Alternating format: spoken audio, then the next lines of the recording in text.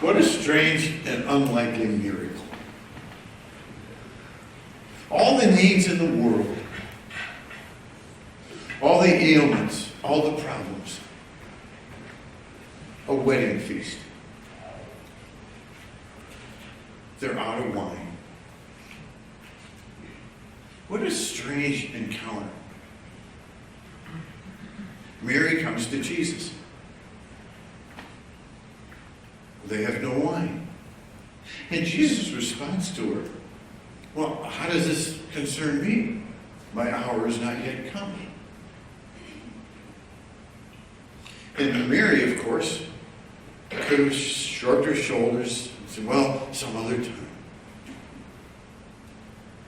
She could have folded her arms across her chest and glowered at him. What? But she simply turned to the waiters with this powerful message that has everything to do with our devotion to Mary. Do whatever he tells you. And when there are no pictures, no details, I don't know if Jesus rolled his eyes and said, okay, here we go. Or if it was more of a smile, that's my mom. Here we go. But he gives these instructions. And you can imagine the waiters, what is going on with this? Why are we taking this water to the head waiter? And the head waiter takes a sip. And his eyes grow a little bit large. And he calls over the bridegroom. What are you doing? What the heck? Why do you serve this first?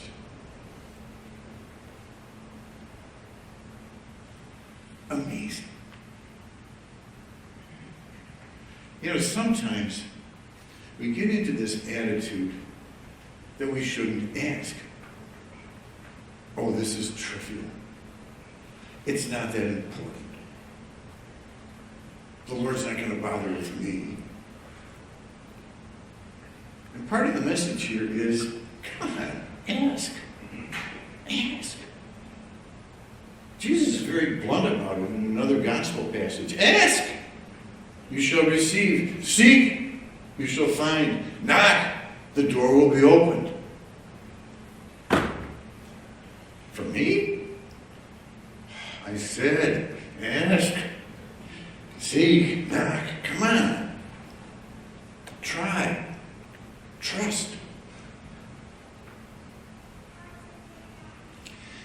Well, did you get a letter from me today or this week? If you didn't, the gist of it is in the envelope at the end of your pew. If you're visiting, we're starting a fundraising campaign. If you haven't been in church for a long time, you might be rolling your eyes right now thinking, here we go. They're always talking about money. You can check with people around you. We don't always talk about money. Now and then.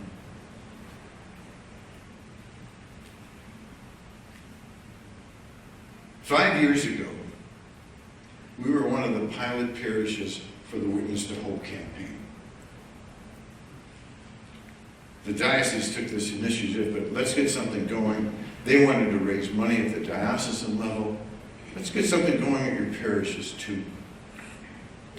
And as we met and discussed some of our needs, and as we looked at what the diocese suggested we do for fundraising, do you recall that we actually doubled what they thought we could raise? And we did. Thanks to you. Thank you so much for your incredible support in so many ways. Because you know, you are St. Rita. You are this parish.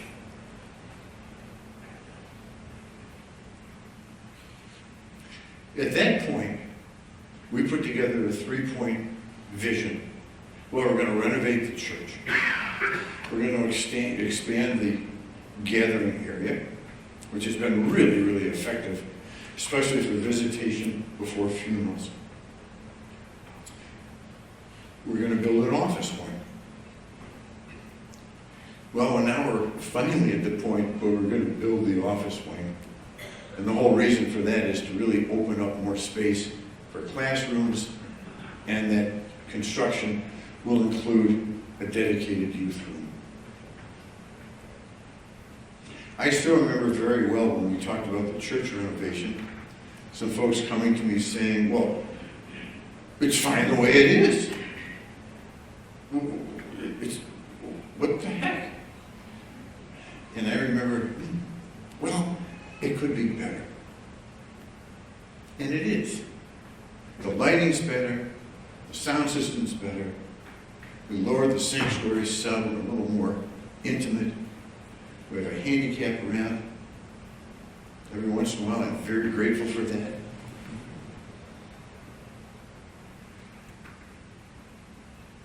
Thank you for your incredible generosity. And please be generous in this effort. Here's the deal. This project is probably going to run about $1.7 million.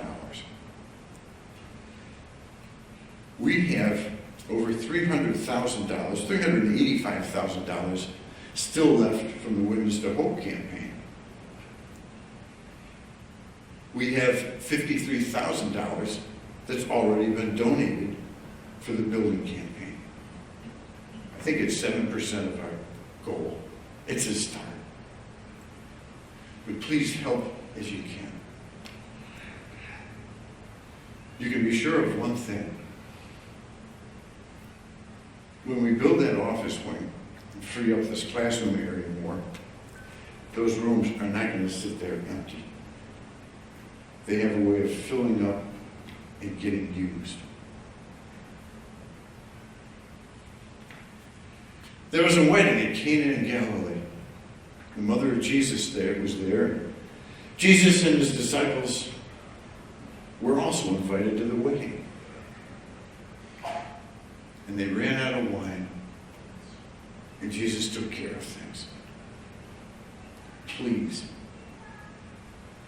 don't ever hesitate to turn to the Lord. If you've asked and nothing has happened, well, ask again. Don't ever give up. And please, don't leave Mary out of the equation. She's no substitute for Jesus. She's not the fourth person of the Blessed Trinity. But she has this way of interceding for us with her Son. She has this way always with our preoccupations, our concerns, our anxieties, always saying to us, do whatever he tells you. I thank you again for your great goodness, not only your financial support, but for the way you share the gifts of who you are. As Paul put it in that second reading, we're all blessed with manifestations and gifts of the Spirit for some benefit. Keep sharing. Keep thanking. Keep your eyes fixed on him. May God bless us all.